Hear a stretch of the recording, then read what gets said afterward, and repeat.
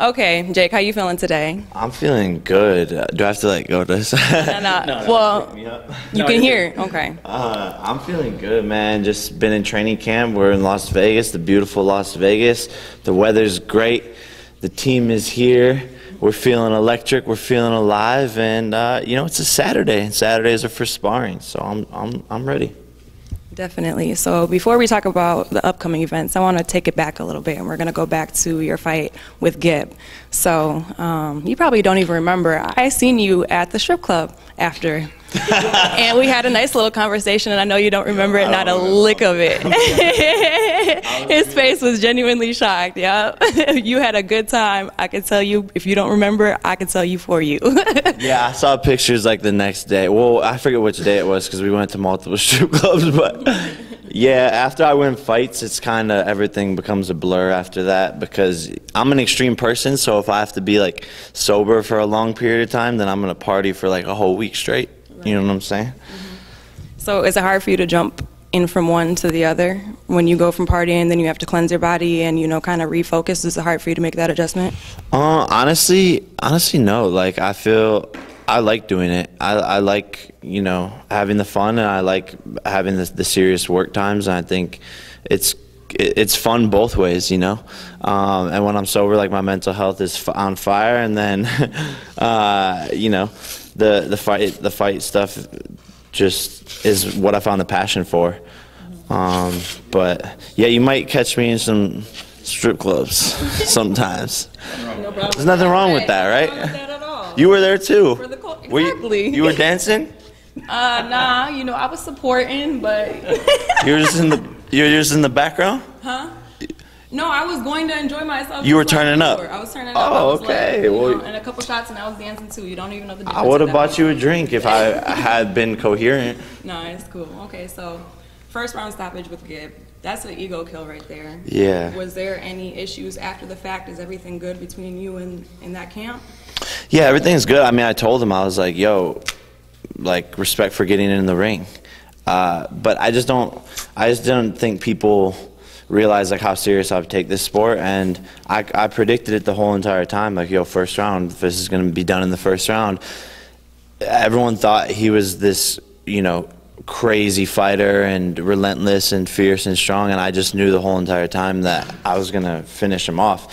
And to be honest, it's the same thing with KSI. Everyone thinks he's this amazing fighter and that I'm going to lose, but it's just different. Like, I'm just a different animal. I'm just a different beast, and quite frankly, I don't think KSI will fight me. I think he's scared. I think he's going to continue to duck me. I think he's going to continue to run away from the fights. But Gib and I are cool, and I think, you know, Gib, I just said it the whole time, like, this is kind of a waste of time, but everyone wanted to see the fight, so I'll fight anyone, anytime, anywhere.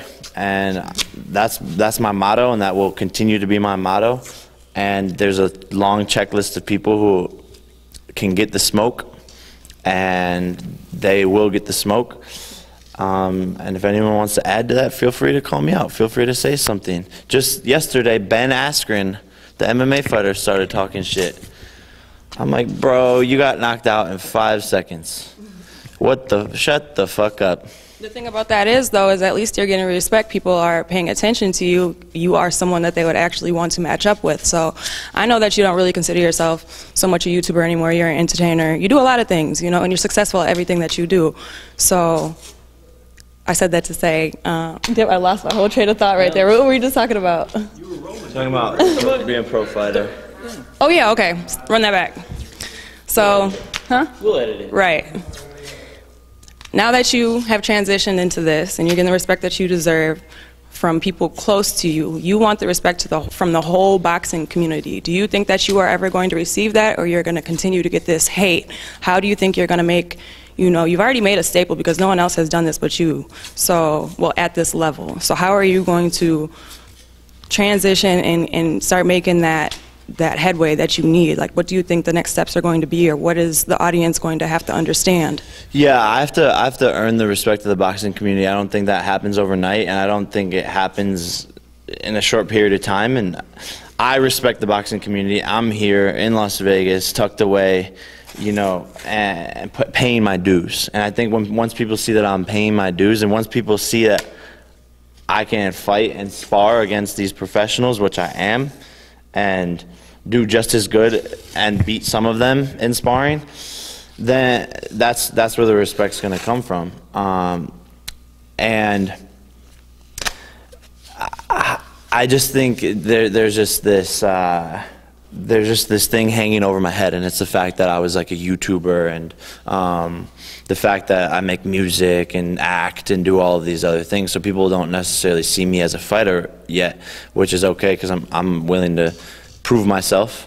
And I know it takes time. I've been doing this for 2.5 years, and just now people are starting to be like, oh, okay, this kid's like pretty decent, you know. But even still, they call Ryan Garcia the Instagram boxer, you know. Like, so I don't know if that will ever go away, but to me it doesn't really matter because I'm here to get knockouts and sell tickets. The rest is all just noise. This is a business at the end of the day. Yeah, and I really respect that. When you set up the last fight, right? You put that negotiation together and brought it to Eddie Hearn? Me, Eddie, and DAZN were like trying to figure it out the whole entire time, and I just kept on telling him like, yo, if you guys don't pay me, I'm gonna do this myself. So if you guys want the fight, then pay me what I'm gonna get paid. Otherwise, I'm gonna throw my own event. And that's where I think I become a threat to the boxing industry, is because I'm my own promoter, and I have the teams and the funding to throw my own events if need be, right? So I have to get paid what I'm worth. And just speaking the truth, like, there's only 5 to 10 fighters with more than 20 million followers across their social media platforms, and I'm one of them, right? So all of a sudden I become an overnight sensation in this sport just because of my following and my fans and how much marketing and business I can actually drive. That's amazing. So for this fight, I think probably a lot of people thought your next fight would be KSI. Now you're on a historical card. How did that one come about? Like, how did you feel when you received that information? Did you set up the information, and how did you tell your following about it? Yeah, first of all, KSI has been ducking me, right? So when the quarantine happened and coronavirus hit, everyone went into lockdown, and there wasn't going to be a fight coming up anytime soon because there wasn't going to be an audience. No one knew what was going on, and everyone had to be in quarantine. And so that automatically pushed back the KSI fight, and I knew that he's going to continue to duck me. I'm calling it now. I said it a year ago, and I'm going to continue to say it. He's going to duck me until he has some excuse on why he'll never fight me. But this fight came about. I got a call from Mike Tyson and his team, and they were like, yo, we're doing this event. It's going to be one of the first events back from quarantine. Do you want to be a part of it? And I was like, are you kidding? Like, Mike Tyson? Like, this is, like you said, a historic event. It could be potentially one of the biggest fights of the decade. And something that I instantly wanted to be a part of and was an honor to be a part of. So for your last fight, you had the legend training you. For this fight, I see you have a new trainer. What do you think experiences, or what has he added to your training that has just boosted all your skills altogether? Yeah, BJ and I, we have a great chemistry, and he was involved in my last fight. But overall, he's just an amazing coach and has so much knowledge of the sport that he shares with me and that we constantly work on. And you know, he's a firm believer in attention to detail. Every single time I do something a little bit wrong, form, whatever it is, he's there to correct it, and he pushes me. We have a great relationship. He understands me, and the fight style that we've developed as a team is very hard to beat. I like to say that we like to say that I'm like combining Klitschko and Oscar De La Hoya's style, and so that's kind of like the route we've taken, and those are two of my favorite fighters, and it's gonna be you know, it's going to be really hard to beat me because I'm focused on the basics and I've mastered the basics. Can I throw in a couple real quick for you? If you cannot get KSI in the ring, ultimately, is Vidal Riley someone you'd like to get at some point if you're taking this thing seriously? It seems to be that you are. I mean, shit. Like, if it happens, it happens, right? I think KSI versus Jake Paul is the fight that everyone wants to see. And people wouldn't expect me and Vidal to fight, right? And Vidal's really only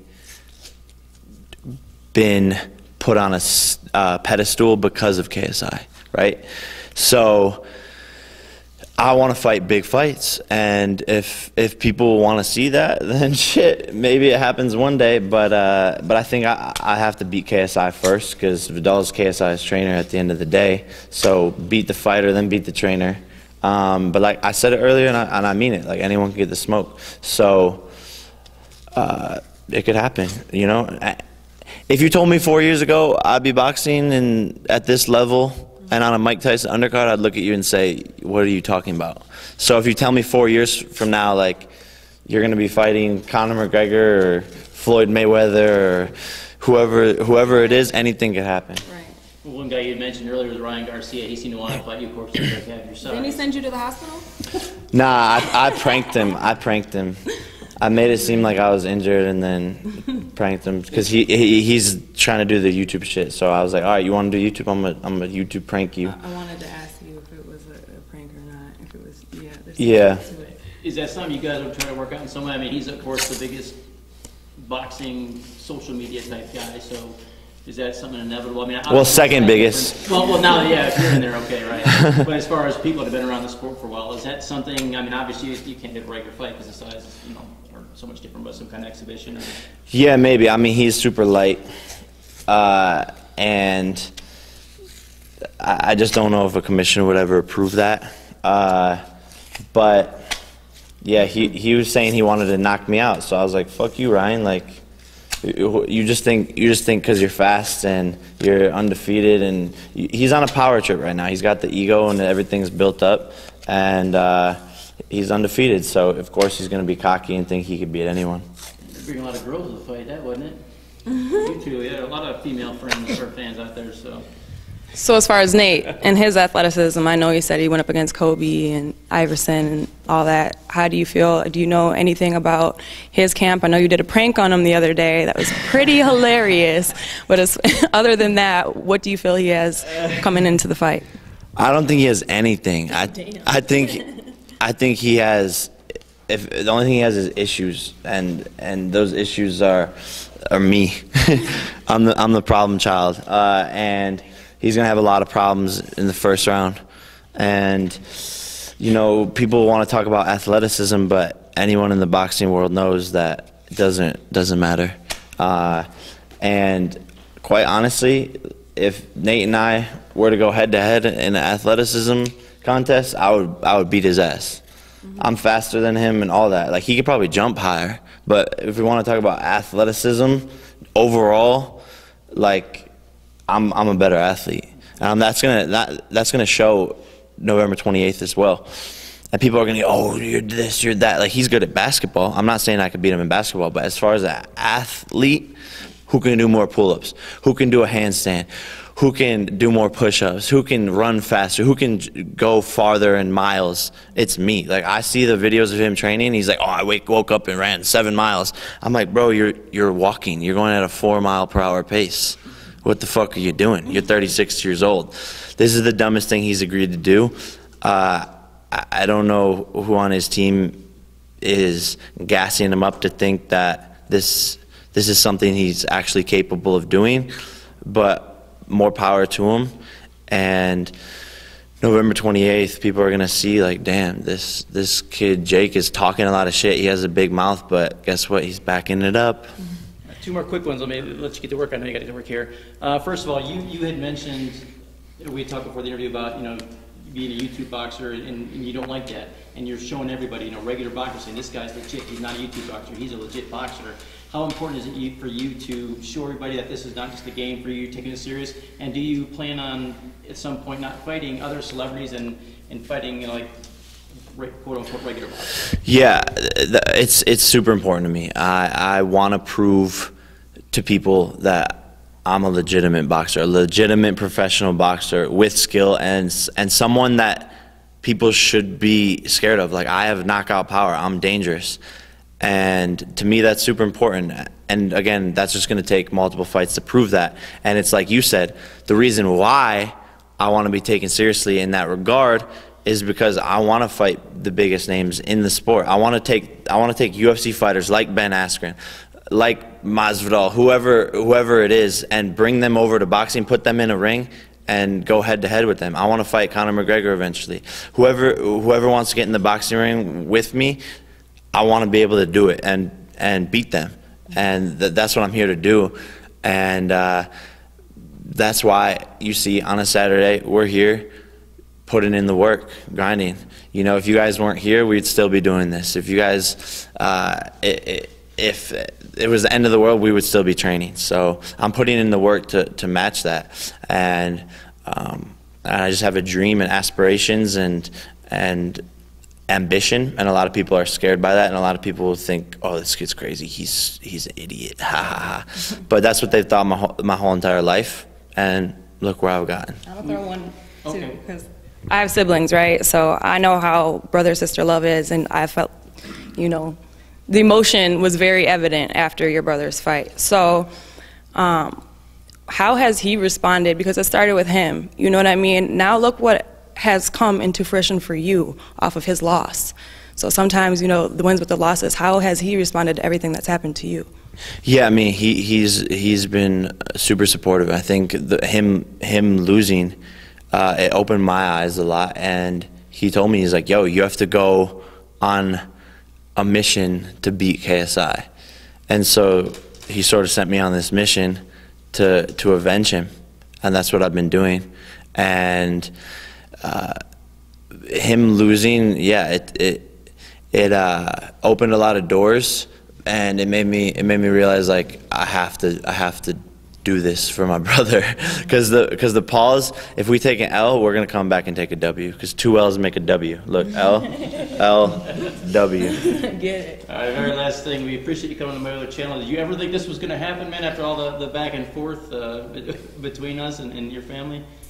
With the Mayweather channel, I mean, I'm a little shocked I was going to be here today. I was like, isn't there drama? I'm chill. I mean, I know Jeff Mayweather coaches KSI and all that, but you know, again, this is a business. You guys are exposing me to a new audience. I'm exposing you to a new audience. We're both benefiting off each other, and like I said, I'm gonna be here for a while. So anytime the Mayweather channel wants to do an interview, let's get it. Get it. Appreciate it. Prediction. Energy.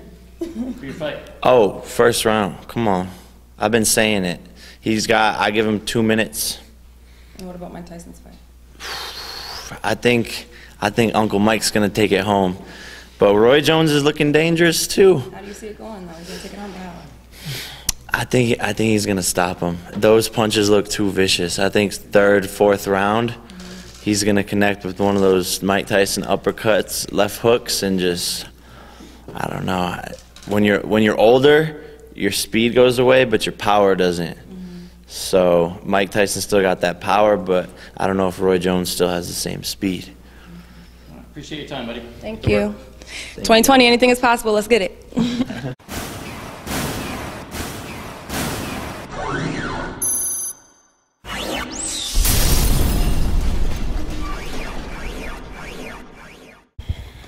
Way to throw me in there after how many months of not doing any interviews. We're here with Jake Paul. Right, way to knock the rest off. He's fun though. Is that on? Make sure I'm on. Okay, as long as it's on, we're good. You know it's been a long time, so let's make sure. It says sure. on, all right. All right.